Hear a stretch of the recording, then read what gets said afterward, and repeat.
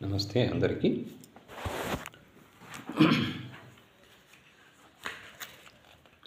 రాజయోగం స్వామి వివేకానంద 3వ అధ్యాయం. ప్రాణం. ప్రాణాయామం అంటే శ్వాస విషయం అని చాలామంది అనుకుంటారు, కానీ ఇది సరికాదు. ప్రాణాయామానికి శ్వాసకు సంబంధం ఉన్నా ఇది చాలా అల్పం. నిజమైన ప్రాణాయామానికి శ్వాస నియమం కేవలం ఒక సాధన మాత్రమే, అంతకన్నా విశిష్టత దానికి లేదు. ప్రాణాయామం అంటే ప్రాణ నిరోధమని అర్థం. ఈ విశ్వమంతా 2 తత్వాలతో నిర్మితమైందని హైందవ తాత్వికులు అంటారు. ఆ రెంటిలో ఒకటి ఆకాశం. ఆకాశం సర్వవ్యాపి, సర్వాంతర్గత పదార్థం. రూపమున్న ప్రతి వస్తువు, సంయోగజనిత ప్రతి పదార్థం కూడా ఆకాశం నుండే వస్తున్నాయి. ఆకాశమే వాయువుగా మారుతోంది. ఆకాశమే ద్రవ ఘన పదార్థాలుగా పరిణమిస్తోంది. ఆకాశమే భూ సూర్య చంద్ర నక్షత్ర ధూమకేతువులుగా అవుతోంది. ఆకాశమే మానవ జంతు శరీరాలుగా, చెట్టు చేమలుగా రూపొందుతోంది.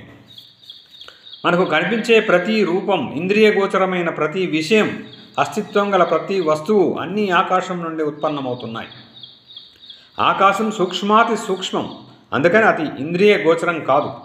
ఏదైనా స్థూల రూపం ధరిస్తేనే దాని ఆకారాన్ని మనం చూడగలుగుతాం. ఆకాశం ఒక్కటే సృష్టి ప్రారంభంలో ఉన్న పదార్థం. కల్పాంతంలో ఘన ద్రవ వాయు పదార్థాలన్నీ మరల ఆకాశంలో లయించిపోతాయి. అలాగే ఆకాశం నుండి మరల ఈ సృష్టి అంతా బయటికి వస్తుంది. ఆకాశం విశ్వంగా రూపొందడానికి ఏ శక్తి కారణం? అది ప్రాణశక్తి. ఆకాశం అనంతం, సర్వవ్యాపకం.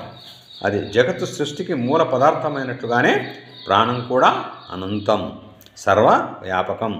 జగత్తు యొక్క సృజన శక్తి అయి ఉంది. కల్పారంభంలో కల్పాంతంలో అంతా ఆకాశమే ఉంటుంది. విశ్వంలోని శక్తులన్నీ ప్రాణం నుంచి ఉత్పన్నమవుతుంటాయి. గతి రూపంలో ప్రాణమే వ్యక్తమవుతుంది. అయస్కాంత గురుత్వాకర్షణ శక్తుల రూపంలో ప్రాణమే ఉంది. శరీర కదలికలు, నాడీ ప్రవాహాలు, ఆలోచనలు అన్నీ ప్రాణస్వరూపమే. మానసిక సంకల్పం నుండి అతి చిన్న కదలికకు ప్రాణశక్తి వ్యక్తీకరణం జరుగుతుంది. మానసిక శక్తులు, భౌతిక శక్తులు, ప్రపంచంలోని ఇతర శక్తులు, ఈ శక్తులన్నీ వాటి మూల స్థితిలోకి వెళ్తే అవన్నీ ప్రాణమే అవుతాయి.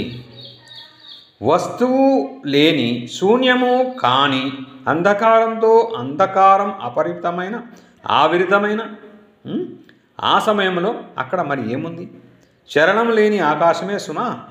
ఆ దశలో ప్రాణంలో భౌతిక చలనం ఉండదు, కానీ ప్రాణం ఉంటుంది.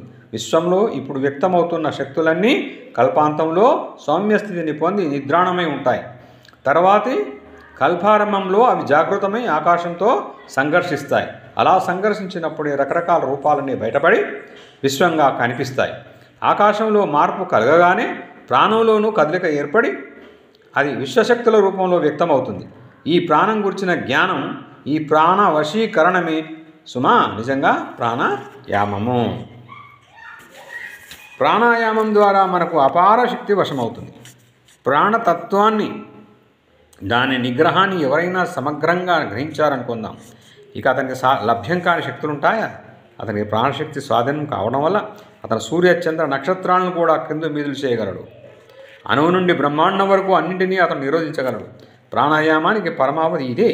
పరిపూర్ణ సిద్ధావస్థలో యోగికి వశం కానిదంటూ ప్రకృతిలో ఏదీ ఉండదు.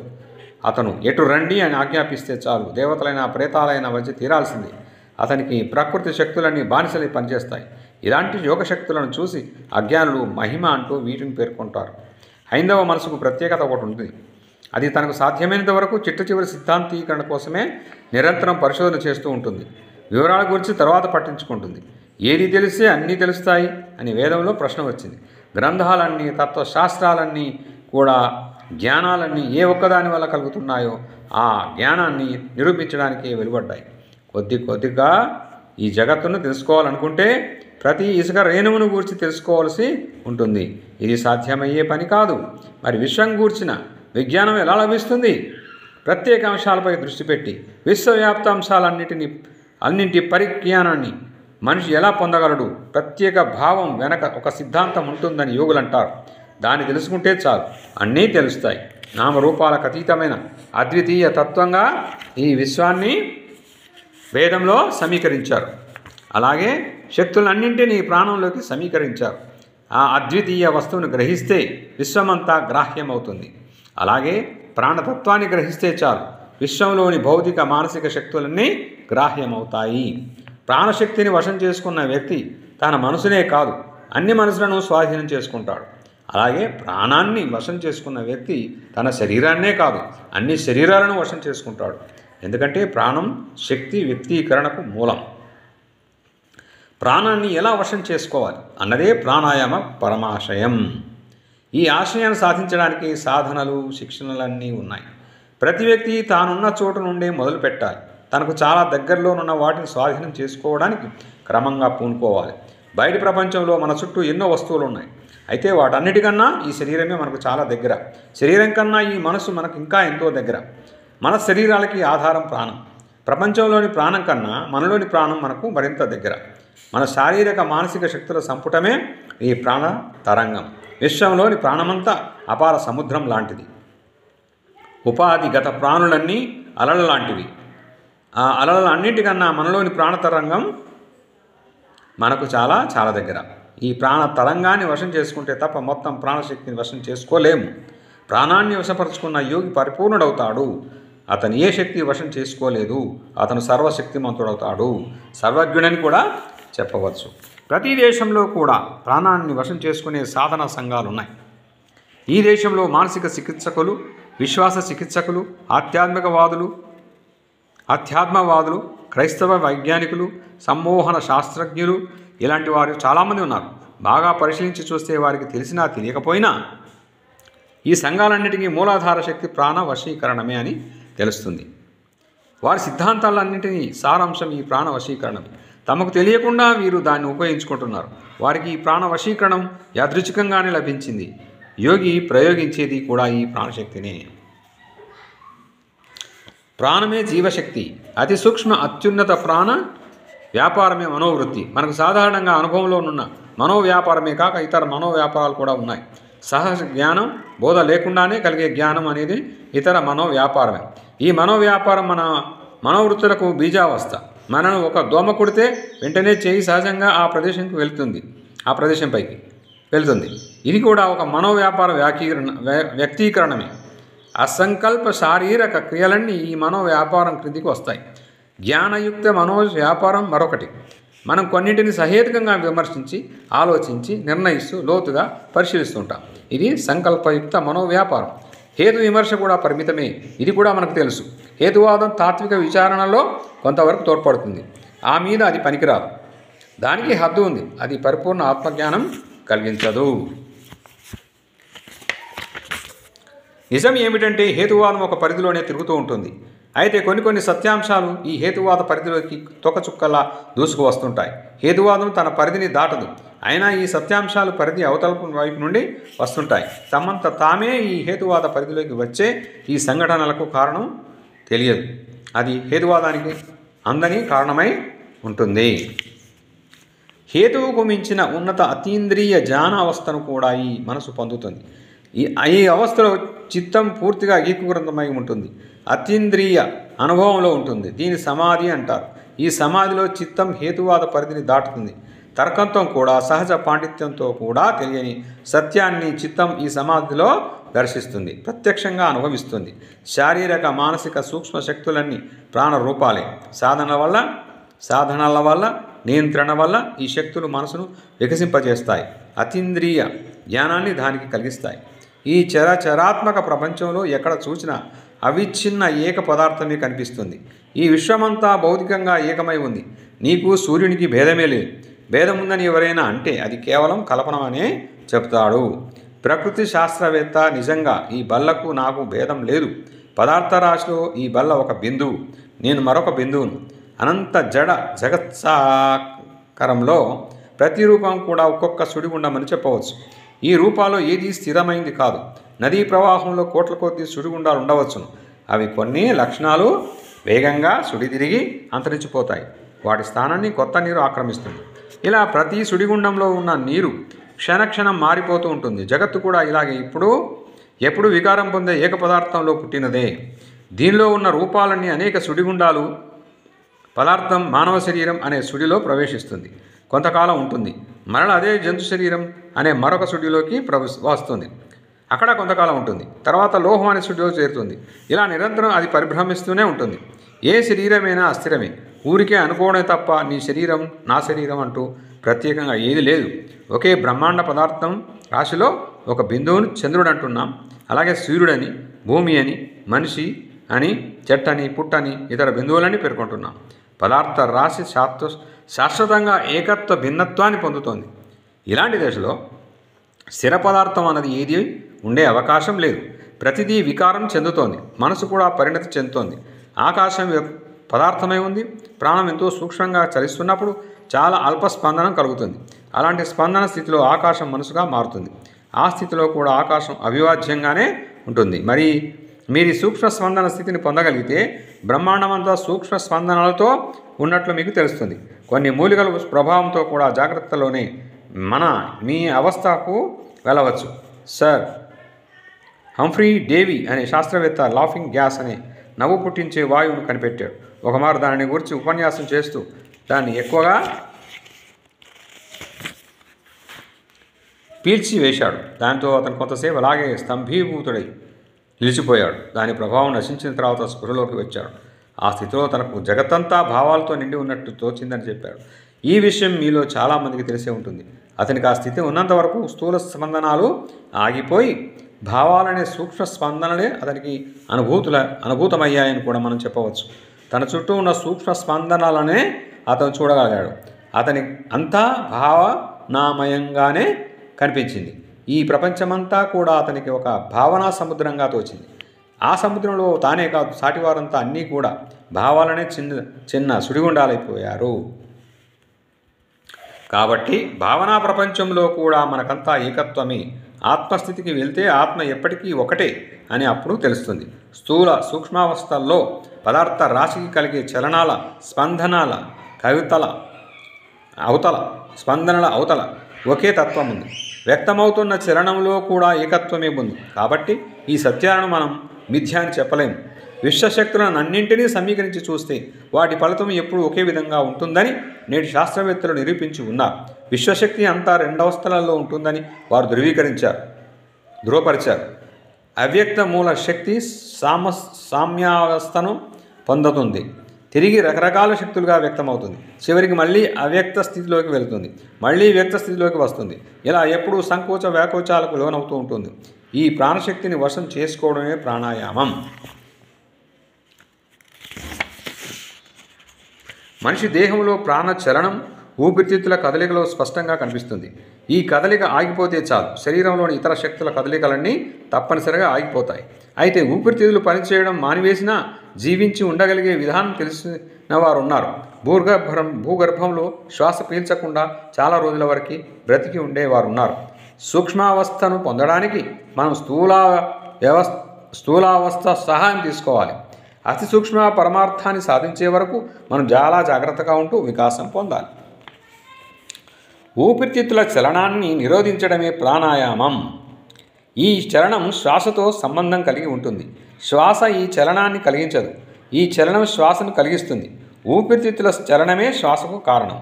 జలయంత్రంలా ఈ చలనం గాలిని లోనికి పీలుస్తూ బయటికి వదులుతూ ఉంటుంది. ప్రాణమే ఊపిరితిత్తులను కదిలిస్తూ ఉంటుంది. ఆ కదలిక ద్వారానే గాలి లోనికి బయటికి పోతూ ఉంటుంది. కాబట్టి ఊపిరి పీల్చడం వదలడం ప్రాణాయామం కాదని తెలుసుకోవాలి. ప్రాణశక్తి కండరశక్తి రూపంలో ఊపిరితిత్తుల్ని కదిలిస్తూ ఉంటుంది. ఈ ప్రాణశక్తికి వశం చేసుకోవడమే ప్రాణాయామం. నాడుల నుండి కండరాల్లోకి వెళ్ళి కండరాల నుండి ఊపిరితిత్తులను చేరి వాటిని కదిలించే స్నాయు శక్తే ప్రాణశక్తి. ఈ ప్రాణాన్ని మనం ప్రాణాయామంలో నిరోధించాలి. ప్రాణం వశమైతే చాలు, మనోవ్యాపారాలన్నీ క్రమంగా స్వాధీనమవుతాయి. శరీరంలోని ప్రతి కండరాన్ని వశం చేసుకున్న వారిని నేను చూశాను. ఇది మనకు కూడా సాధ్యమే. కొన్ని కండరాలు మన స్వాధీనంలో ఉంటున్నాయి కదా, అలాంటి స్థితిలో శరీరంలోని కండరాలని నాడులన్నీ మనకెందుకు స్వాధీనం కావు? మనకి ఇప్పుడు ఈ స్వాధీనత లేకపోవడం వల్లనే అవయవాలు స్వేచ్ఛ చలనానికి లోనయ్యాయి. మనం మన చెవుల్ని యథేచ్ఛగా కదల్చగలమా? జంతువులు ఈ పని చేస్తున్నాయి, మరి మనం వాడుకోవడం లేదు కాబట్టి మనకి శక్తి లోపించిపోయింది. ఇదే ఎటివిజం అనే నూతన శాస్త్ర సిద్ధాంతం. అవ్యక్త స్థితిలోని చలనాన్ని తిరిగి వ్యక్తావస్థకు తీసుకురావచ్చు. ఈ విషయం మనకు తెలుసు. కఠిన సాధన పరిశ్రమలతో కొన్ని నిర్ధారణ శరీర వ్యాపారాలను తిరిగి పూర్తిగా మనం స్వాధీనం చేసుకోవచ్చు. బాగా పరిశీలించి చూస్తే ఈ కార్యం మనకు అసాధ్యం కాదని తెలుస్తుంది. ప్రతి అవయవాన్ని వశం చేసుకునేందుకు వీలుంది. ఈ కార్యాన్ని ప్రాణాయామంతో యోగులు సాధిస్తారు. ఊపిరిని పీల్చుకున్నప్పుడు శరీరాన్నంతా ప్రాణంతో పూరించాలని ప్రాణాయామ సాధనలో మీరు చదివే ఉంటారు. ఎలా పూరించడం అని మీరు అడుగుతారేమో. ఆంగ్లానువాదంలో ప్రాణం అంటే శ్వాస అని ఉంది. అది సరికాదు. శరీరంలోని ప్రతి భాగాన్ని కూడా ప్రాణశక్తితో నింపవచ్చు. అప్పుడు శరీరం అంతా మీకు వశమవుతుంది. మీరు అన్ని వ్యాధులను అన్ని బాధలను నివారించుకోగలుగుతారు. అంతేకాదు ఇతరుల శరీరాన్ని కూడా స్వాధీనం చేసుకుంటారు. ఈ ప్రపంచంలో మంచైనా చెడైనా అంతా పరస్పరాశ్రయంతో కలుగుతుంది. తన స్థితిని ఇతరులకు కలగజేయుట శరీర స్వభావం. మీరు బలంగా ఆరోగ్యంగా ఉంటే మీ సన్నిహితులు కూడా బలంగా ఆరోగ్యంగా ఉండే అవకాశం ఉంది. అలాగే మీరు రోగగ్రస్తులై బలహీనుడై ఉంటే వారు కూడా అలాగే మారే అవకాశం ఉంది. ఆరోగ్యవంతులైన ఒక వ్యక్తి తన ఆరోగ్యాన్ని మరొకరికి ఇవ్వడమే రోగ నివారణలో మొదటి ఉపాయం. ముందుగా చేయవలసిన చికిత్స ఇదే. ప్రయత్నపూర్వకంగానో అప్రయత్నంగానో మరొకరికి మనం ఆరోగ్యాన్ని బదిలీ చేయవచ్చు. ఒక బలవంతుని వద్ద ఒక బలహీనుడు ఉంటే తెలుసో తెలియకో ఆ బలవంతుడు ఆ బలహీనుడికి కొంత బలాన్ని చేకూరుస్తాడు. ఇలా ప్రయత్నపూర్వకంగా చేస్తే త్వరగా ఫలితం కలుగుతుంది. తాము స్వయంగా మంచి ఆరోగ్యంలో ఉండకపోయినా ఇతరులకు ఆరోగ్యాన్ని కలిగించే సమర్థ వైద్యులు కూడా ఉన్నారు. ఇలాంటి స్థితిలో ఇతరుల కన్నా చికిత్సకునికి ప్రాణశక్తి కాస్త ఎక్కువగా వశమై ఉంటుంది. ఆ ప్రాణాన్ని అతను ఒకానొక స్పందన స్థితికి తెచ్చి దాన్ని మరొకరికి సంక్రమింపజేస్తాడు. ఎదురుగా ఉండే రోగుల పైననే కాదు, సుదూరంగా ఉన్న రోగులపైన కూడా ఈ చికిత్సా విధానాన్ని ప్రయోగించిన సంఘటనలు చాలా ఉన్నాయి. అయితే నిజంగా దూరం అనేది అంతరం అనే అర్థంలో ఎక్కడా లేదు. నీకు సూర్యునికి మధ్య ఏమైనా అంతరం ఉందా? విశ్వమంతా అఖండ ఏక పదార్థ జనితమే కదా. దీనిలో సూర్యుడు ఒక అంశం, నువ్వు ఒక అంశం. నదిలో ఒక అంశానికి మరొక అంశానికి మధ్య విభజన అనేది ఉంటుందా? ఉండదని ఒప్పుకుంటే మరి విద్యుత్ శక్తి ఒక చోట నుండి మరొక చోటికి వెళ్ళడానికి అభ్యంతరం ఏమిటి? వెళ్ళదనడానికి తగిన కారణం ఏమీ లేదు. కాబట్టి దూర ప్రదేశం నుండి రోగాన్ని తగ్గించడం యథార్థమే. సుదీర ప్రాంతం నుండి కూడా ప్రాణశక్తిని పంపవచ్చు. అయితే ఇలాంటి సంఘటనల్లో చాలా వరకు మోసాలే ఉంటాయి. 100కి 100 నిజం కాకపోవచ్చు. 100కి 1 నిజం కావచ్చు, మిగతావన్నీ వంచనలే. అంతేకాదు ఇలాంటి చికిత్స మనం అనుకున్నంత సులభం కూడా కాదు. సర్వసాధారణంగా మానవ దేహానికి సహజంగా ఉన్న ఆరోగ్య స్థితినే చికిత్సకారులు ఇలాంటి విషయాల్లో రోగ నివారణ సాధనంగా గ్రహిస్తుంటారు. అలోపతి డాక్టర్ కలరా రోగికి తన మందిస్తాడు. హోమియో వైద్యుడు తన చికిత్స చేస్తాడు. హోమియో వైద్యుడు రోగికి ఎలాంటి అలజడి కలిగించాడు. చికిత్సను ప్రకృతికి అప్పగిస్తాడు. అందుకని అలోపతి వైద్యుని కన్నా హోమియోపతి వైద్యుడు రోగాన్ని చక్కగా నివారించవచ్చు. విశ్వాస చికిత్సకుడు చికిత్స చేస్తే అతను తన మనోబలాన్ని ఉపయోగిస్తాడు. రోగిలో విశ్వాసం పూరిస్తాడు. అతనిలో నిద్రాణ ప్రాణశక్తిని జాగృతం చేస్తాడు. కాబట్టి హోమియో కన్నా మరింత సునాయాసంగా రోగాన్ని ఇతను నివారించగలుగుతాడు. విశ్వాస చికిత్సకులు చాలాసార్లు ఒక ప్రమాదానికి లోనవుతుంటారు. విశ్వాసమే రోగాన్ని నయం చేస్తుందని వారు అనుకుంటారు. అయితే రోగం నయం కావడానికి విశ్వాసం ఒకటే కారణం కాదు. తనకు రోగం ఉన్న విషయం కూడా తెలియని చావు రోగాలు చాలా ఉన్నాయి. అప్పుడు నాకు రోగం లేదని అన్న అపార విశ్వాసం ఒక రోగ లక్షణంగా మారి రోగి మరణించే అవకాశం ఉంది. అలాంటి సందర్భాలలో విశ్వాసంతో రోగ నివారణ అన్న సిద్ధాంతం పనిచేయదు. విశ్వాసమే రోగాన్ని నయం చేస్తుంది అన్నది నిజమైతే పైరోగి కూడా రోగరహితుడు అయ్యేవాడు. నిజానికి ప్రాణం వల్లే రోగ నివారణ జరుగుతోంది. ప్రాణాన్ని వశం చేసుకున్న సాత్విక మనసు గల వారెవరైనా ముందుగా ప్రాణాన్ని ఒక స్పందన స్థాయికి తెస్తాడు. తర్వాత దాన్ని ఇతరుల పైకి పంపుతాడు. వారిలో కూడా అలాంటి స్పందనే కలిగిస్తాడు. ఇది మనకందరికీ అనుభవంలో ఉన్న విషయమే. మీతో నేను మాట్లాడుతున్నప్పుడు నేనేం చేస్తుంటానా, నా మనసును ఒక స్పందన స్థాయికి తెస్తాను. అలాగే చేస్తున్నంత వరకు నా మాటలు మీ హృదయాన్ని చేరుతుంటాయి. నేను చాలా ఉత్సాహంగా చెప్పే రోజు నా ఉపన్యాసం మీకు ఎంతో నచ్చుతుంది. అంతగా ఉత్సాహం లేకుండా చెప్తుంటే ఆ ఉపన్యాసం మీకు అంతగా రుచించదు. అది మీ అందరికీ అనుభవమే కదా. మహాపురుషులు తమ తీవ్ర సంకల్ప శక్తితో ప్రపంచంలో మార్పులు తెస్తూ ఉంటారు. తమ ప్రాణశక్తిని ఉన్నత స్పందన స్థాయికి తెచ్చేందుకు వారికి సామర్థ్యం ఉంటుంది. వారి సంకల్పం క్షణమాత్రంలో ఇతరులకు సంక్రమించే సామర్థ్యం కలిగి ఉంటుంది. అందుకే వేలాది మంది వారి వైపు ఆకర్షితులవుతారు. ప్రపంచంలోని సగభాగం వారిలా ఆలోచిస్తుంటారు, వారే అలాగే ఆలోచిస్తుంటుంది. ప్రపంచంలోని గొప్ప ప్రవక్తలందరికీ అద్భుత ప్రాణ వశీకరణ ఉంటుంది. దానివల్లే వారికి అద్వితీయ సంకల్పశక్తి ప్రాప్తించింది. తమ ప్రాణశక్తి ఎంతో ఉన్నత స్పందన స్థాయికి తెచ్చేవారు కాబట్టే వారు ప్రపంచాన్నంతా తొలగించారు. ప్రాణ వశీకరణం వల్లే రకరకాల శక్తులు వ్యక్తమవుతున్నాయి.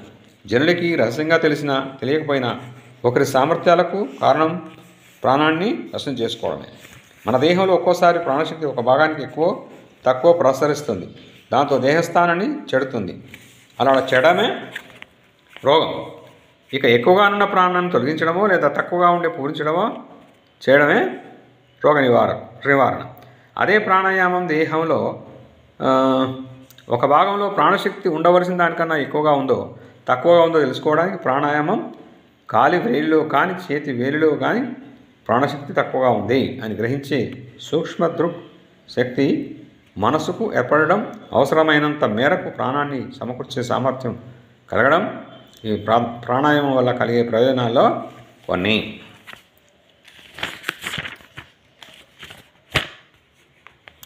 ప్రాణాయామ సాధనాలను క్రమంగా అభ్యాసం చేయాలి. ప్రాణశక్తిని వశం చేసుకోవడం, వివిధ మనోస్థాయిలో దాన్ని ప్రసరింపచేయడం ఇదే రాజయోగ ప్రధానాశ్రయమని చెప్పవచ్చు. మనిషి తన శక్తులన్నింటినీ ఏకాగ్రం చేస్తే శరీరంలోని ప్రాణశక్తి అతనికి వశమవుతుంది. ధ్యానంలో మన ప్రాణాన్నే కేంద్రీకరిస్తుంటారు. సముద్రంలో పెద్ద పెద్ద కిరటాలు, మామూలు తరంగాలు, చిన్న చిన్న అలలు, బుడగలు ఎన్నో ఉంటాయి. అయితే వీటన్నిటికీ సువిశాల సముద్రమే ఆధారం. బుడగలు, ఎత్తైన కిరటాలు రెండు ఒకే సముద్రంతో సంబంధం కలిగి ఉంటాయి. అలాగే ఒక వ్యక్తి గొప్ప వ్యక్తి ఉన్నా అలాగే ఒక వ్యక్తి గొప్ప శక్తియుతుడై ఉండవచ్చు, మరో వ్యక్తి అల్పశక్తిమంతుడై ఉండవచ్చు. అయితే ఇద్దరూ అనంతశక్తి సాగరానికి సంబంధించిన వారే. ఆ అనంతశక్తి సాగరమే ఈశ్వరుడు. ఈ ఈశ్వరుణ్ణి పొందేందుకు ప్రతి జీవికి హక్కు ఉంది. చైతన్యం ఎక్కడ ప్రకాశిస్తున్నా దాని వెనుక అనంతశక్తి తప్పక ఉంటుంది. ఒక సూక్ష్మాతి సూక్ష్మ క్రిమి ఉంటుంది. అది ఈ అనంతశక్తి నుండే జీవన శక్తిని గ్రహిస్తుంది. క్రమంగా రూపాన్ని మార్చుకుంటుంది. మొక్క అవుతుంది, తర్వాత జంతువు అవుతుంది, చివరికి మనిషిగా పరిణమిస్తుంది. ఆ తర్వాత అది భగవంతుడే అయిపోతుంది. ఇంత పెద్ద కార్యం జరగడానికి కోట్లాది యుగాలు పట్టవచ్చు. అయితే కాలం మనో మనకో లెక్క కాదు. తీవ్ర సాధనల వల్ల కాలాన్ని తగ్గించుకోవచ్చు. కార్యదీక్ష ఉంటే ఎంతో కాలానికి కానీ నెరవేరని కార్యాన్ని నిమిషాల్లో సాధన చేయించవచ్చని యోగులు అంటారు. ఒక వ్యక్తి ఈ అనంత శక్తిని చాలా కొద్దిగా గ్రహిస్తూ వచ్చాడనుకుందాం. అప్పుడు అతను దైవత్వం పొందడానికి అతనికి 1,00,000 సంవత్సరాలు పడతాయి. ఇంద్రత్వానికి 5,00,000 సంవత్సరాలు పట్టవచ్చు. చివరికి అఖండ పరిపూర్ణ సచ్చిదానంద స్థితిని పొందడానికి అతనికి 5 కోట్ల సంవత్సరాలు పట్టవచ్చు. త్వరితగతిలో అభివృద్ధి జరిగితే కాలపరిమితి తగ్గుతుంది. తీవ్ర దీక్షతో సాధన చేస్తే 6 ఏళ్లకు లేదా 6 నెలలకే ఈ పరిపూర్ణ స్థితిని ఎందుకు పొందలేం? పరిశీలిస్తే దీనికి ఇంతకాలం అంటూ లేదనిపిస్తుంది, తెలుస్తుంది. ఒక యంత్రం కొంత బొగ్గులో గంటకు 2 మైళ్ళు పోతుంది. అంతకన్నా ఎక్కువ బొగ్గుతో అదే దూరాన్ని మరింత తక్కువ సమయంలో వెళ్ళగలదు. ఒక యంత్రం కొంత బొగ్గుతో గంటకు 2 మైళ్ళు పోతుంది. అంతకన్నా ఎక్కువ బొగ్గుతో అది ఆ దూరాన్ని మరింత తక్కువ సమయంలో వెళ్ళగలదు కదా. కాబట్టి తీవ్రవాది తీవ్రంగా సాధన చేస్తే మనిషి ఈ జన్మలోనే పరిపూర్ణుడవుతాడు. చిట్ట చివరి ప్రతి జీవి ఆ పరిపూర్ణ స్థితిని పొందుతుంది. నిజమే, కానీ దీనికోసం యుగాల పర్యంతం ఎందుకు కాసుకొని ఉండాలా? ఈ జన్మలోనే ఎప్పుడో జగత్తుకు ఆ పరిపూర్ణతను పొందకూడదా? ఆ అంతఃఖ్యాన శక్తిని మనం ఎందుకు కైవసం చేసుకోకూడదా? అతని నడకతో అడుగులో అడుగు వేస్తూ మానవ జాతికి అంతా ముక్తి లభించేంత వరకు వేచి ఉండటం కన్నా తీక్షణ గ్రహణ శక్తితో వేగంగా కొద్ది సమయంలోనే ఆ పరిపూర్ణతను సాధించే అవకాశం ఉన్నది. ఆ విధానాన్ని బోధించడమే యోగుల మరియు యోగశాస్త్ర ఆశయం. ఈ ప్రపంచంలో మహాప్రవక్తలు, మహర్షులు, తత్వదర్శులు చేసింది ఏమిటి? మానవకోటి ఆయు ప్రమాణంతా ఒక జీవితకాలం జీవించేవారు. ఒకే జీవితంలో వారు పరిపూర్ణులయ్యారు. కారణం మోక్షను మించి మరో చింత ఉండదు వారికి. ఒక క్షణాన్ని కూడా మరో చింత కోసం ఖర్చు పెట్టరు. అందుకే శీఘ్రంగా మోక్షం వారికి అందుతుంది. ఏకాగ్రత అంటే ఏమిటి? గ్రహణ శక్తిని తీక్షణం చేయడం, కార్యసాధనకు చేయవలసిన కాలపరిమితిని తగ్గించడం. ఇలా ఈ చిత్త ఏకాగ్రతను ఎలా పొందాలో చెప్పేదే రాజయోగం. ప్రాణాయామానికి ఆధ్యాత్మవాదానికి సంబంధం ఏమిటి? ఆధ్యాత్మవాదం కూడా ప్రాణాయామ వ్యక్తీకరణమే. పితరులు ఉండడం నిజమైతే మన వారిని చూడకపోయినా మన చుట్టూ వేల సంఖ్యలో వారు ఉండే అవకాశం ఉంది. మనం వారిని చూడలేం, ముట్టుకోలేం. అంతే. ఇది అసంభవం అనడానికి కారణం ఏమీ లేదు. వారి శరీరాల నుండి మనం అనుక్షణం వస్తూ పోతూ తిరుగుతూ ఉండవచ్చు. వారు కూడా మనల్ని చూడరు, ముట్టరు. ఒక వలయంలో మరో వలయం ఉండడం లాంటి స్థితి. విశ్వంలో మరో విశ్వం ఉండడం లాంటిది. పంచేంద్రియాలున్న మనకు ప్రాణం యొక్క ఒక స్పందనలో ఉంది. ఈ స్థాయిలో ఉండే జీవులన్నీ పరస్పరం చూసుకుంటాయి, స్మరించుకుంటాయి. అయితే ఈ స్థాయి కన్నా మించిన స్థాయిలో ఉండే జీవుల్ని అవి చూడలేవు. ఒక దీపం ఉంది, దాని కాంతిని పెంచుతూ వెడితే మనం ఇక చూడజాలనంత స్థాయికి ఆ కాంతిని పెంచితే అప్పుడు ఆ కాంతిని మనం చూడలేం. కానీ అంత తీక్షణ కాంతిని కూడా చూసే జీవులు ఉంటాయి. అలాగే చాలా చాలా తక్కువ కాంతిని చూసే జీవులు కూడా ఉంటాయి. అయితే గుడ్లగూబలు, పిల్లులు లాంటి నిశాచరులు ఆ కాంతిని చూడగలుగుతాయి. కానీ పరిమితి లేని ప్రాణ స్పందనాలనే మనం గుర్తించగలం. వాతావరణ విషయమే చూద్దాం. వాతావరణంలో అనేక పొరలు ఉన్నాయి. భూమికి చేరువలో ఉండే పొరల సాంద్రత దూరంగా ఉండే వాటికన్నా ఎక్కువ పైకి పోయి కొద్ది, అంటే భూమికి దూరం అవుతున్న కొద్ది వాతావరణం తేలికగా మారిపోతూ ఉంటుంది. సముద్రం విషయం కూడా అంతే. లోపలికి పోతున్న కొద్ది నీటి సాంద్రత పెరిగి ఒత్తిడి ఎక్కువ అవుతూ ఉంటుంది. సముద్ర డగుటన ఉండే జలచరాలు ఉపరితలానికి ఎప్పుడు రావు, వస్తే చనిపోతాయి. విశ్వాన్ని ఆకాశ స్థానంగా భావించండి. ఈ ఆకాశంలో ప్రాణ వ్యాపారం కారణంగా వివిధ స్పందన స్థాయిల్లో పొరలున్నాయనుకోండి. ఆ దశలో కేంద్రానికి దూరంగా ఉండే స్పందనలు మందంగా ఉంటాయి. దగ్గరగా ఉండేవి ఒకదానికన్నా మరొకటి తీవ్రంగా ఉంటాయి. ఒకే రకం స్పందనాలు ఒక మండలంగా ఏర్పడతాయి. అవి కొన్ని చోట్ల మైళ్ళ వరకు ఒక రకం లాంటి స్పందనలు ఉంటాయని, ఆ తర్వాత మరికొన్ని కోట్ల మైళ్ళ వరకు మరో రకం ఉన్నత స్పందనాలు ఉంటాయని భావించండి. ఇలా రకరకాల మండలాలు ఉన్నాయనుకోండి. ఒకే మండలంలో ఉన్న జీవులు పరస్పరం గుర్తించుకుంటాయి. అయితే తమకు పైనున్న మండల జీవులను అని గుర్తించలేవు. కానీ దూరదర్శిని, సూక్ష్మదర్శిని యంత్రాలతో మన వైపుని పెంచుకోవచ్చు. మామూలు కంటితో చూడలేని వాడిని ఈ యంత్ర సహాయంతో చూడవచ్చు. అలాగే యోగశక్తితో మరో మండలంలోని స్పందన స్థాయిని మనం పొందవచ్చు. అక్కడ జరిగే సంఘటనలను చూడవచ్చు. మనకు కనిపించిన జీవులతో ఈ గది నిండి ఉంటుందనుకోండి. అప్పుడు మనం ఒక స్పందన స్థాయిలో అవో మరో స్పందన స్థాయిలో ఉంటాయి. వారి స్పందన స్థాయి సూక్ష్మం, మనది స్థూలం కాకుండా అవి మనం కూడా ఒకే ప్రాణతత్వంతో నిర్మితమై ఉన్నాం. అంతా ఒకే ప్రాణసాగరంలోని వారమే. స్పందన స్థాయిలో మాత్రమే మనకు తేడాలున్నాయి. నేను సూక్ష్మమండల స్థాయిని పొందగలిగితే నాకు ఈ మండలం కనిపించదు, నేను మిమ్మల్ని చూడలేను, మీరు కనిపించరు. పై మండల జీవులకు నాకు కనిపిస్తాయి. ఇది సత్యమే అని మీలో కొందరికైనా తెలిసే ఉంటుంది. మనసుకు ఉన్నత స్పందన స్థాయిని కలిగించే ప్రక్రియ అంతా సమాధి అనే మాటలో, యోగంలో ఇమిడి ఉంటుంది. ఉన్నత స్పందన స్థాయిలన్నీ, అతీంద్రియ జ్ఞాన సంపదలన్నీ సమాధి అనే మాటలు సరిపోతాయి. సామాన్య సమాధి స్థితిలో దివ్య దర్శనాలు కలుగుతాయి. విశ్వంలో చరాచర జీవులన్నీ దేని నుండి వస్తున్నాయో, దేనికి కనుగొంటే సర్వం తెలుస్తుందో, ఈ సచ్చిదానందత్వ సాక్షాత్కారాన్ని కలిగించేది అత్యున్నత సమాధి. కాబట్టి ఆధ్యాత్మవాదంలోని సత్యాలన్నీ ప్రాణాయామంలో ఇమిడి ఉన్నాయి. ఒక సమాజం లేదా ఒక సంఘం ఒక రహస్యాన్ని తెలుసుకోవడానికై ప్రయత్నిస్తుంటే ఆ ప్రయత్నమంతా యోగిని ప్రాణవశీకరణమే అసాధారణమైన శక్తి. వెంటనే ఎక్కడ వ్యక్తమైనా అది ప్రాణశక్తే. భౌతిక విజ్ఞానాన్ని కూడా ప్రాణాయామంలో చేర్చవచ్చు. ఆవిరి యంత్రం దేనితో నడుస్తుంది? ప్రాణశక్తి వల్లే. విద్యుద్దానిటి ప్రకృతులన్నీ ప్రాణశక్తి రూపాలే. భౌతిక విజ్ఞానం అంటే ఏమిటి? బాహ్య సాధనలతో వ్యక్తమయ్యే ప్రాణాయామం. మానసిక శక్తి రూపంలో వ్యక్తమయ్యే ప్రాణాన్ని మానసిక సాధనతో నిరోధించాలి. భౌతిక శక్తి రూపంలో వ్యక్తమయ్యే ప్రాణాన్ని భౌతిక సాధనాలతో నిరోధించే ప్రాణాయామ భాగాన్ని భౌతిక శాస్త్రం అని అంటాం. మానసిక శక్తి రూపంలో వ్యక్తమయ్యే ప్రాణాన్ని మానసిక సాధనతో నిరోధించే ప్రాణాయామ భాగాన్ని రాజయోగము అంటారు.